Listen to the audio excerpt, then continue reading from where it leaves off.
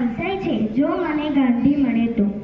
અર્પોના દદિત્ય માન ચેતનાનો તાર રણજણે છે, જાઉં હું એને શોધવા ને સ્વપ્ન સામું મળે.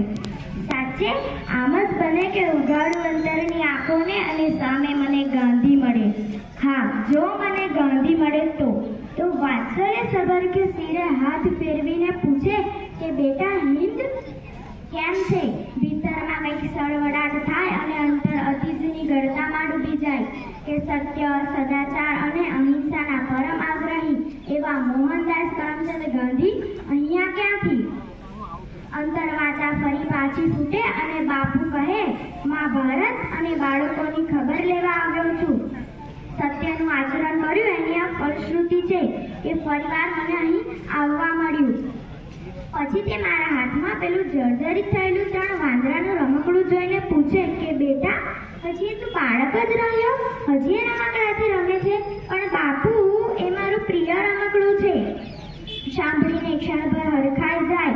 ચશ્માની તો હરાજી થઈ ગઈ, પણ ટેવ ખાલી નાક પર પહેલી આંગળી મૂકીને કહે, મારું પણ એ પ્રિય રમકડું છે. હા, ભલે ને બોલતું નથી, સાંભળતું નથી, જોતું નથી, ત્યાં જ રમકડું વચમાં જ બોલી ઉઠે કે તમે તો ચાલ્યા ગયા બોલીને, હે રામ, પત્યું તમારું જીવન ને ક્યાં ગયો તમારો સંદેશ?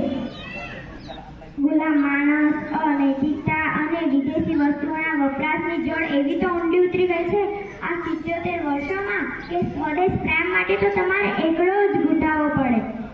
બાપુ અને રમકડાના સંવાદથી કદાચ મને મેઘાણીજી સમજાય.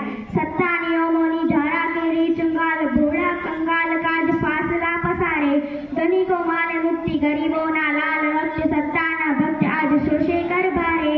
સત્ય સયા બૌદ્ધ જીવન નિર્વીર્ય થયા, બંધુત્વ પ્રાણ નવરચના માંગે, જાગો જાગો ગુલામ, આવી પહોંચ્યા મુકામ ઇન્સાફની તખ્ત પર કર લાલ ગોર જાગે, દેવા હાથીને દંડ ગોર કાલ જાગે. ત્યાં જ બાપુ આ સાંભળીને કહે, જૂનું છે તેને જમીન દોસ્ત કરી નાખો, નવું જમીન પર ઊભું કરો. વાંક થોડા લોકોનો છે, પહેલા તે પારકા હતા, અત્યારે પોતાના છે. સમાજના ઉત્થાન માટે, આઝાદ ભારતની રક્ષા માટે મૂલ્યોની જરૂર છે. એક સદી પહેલા તમે કહ્યું હતું કે એ વાતનું સાક્ષી છે મારું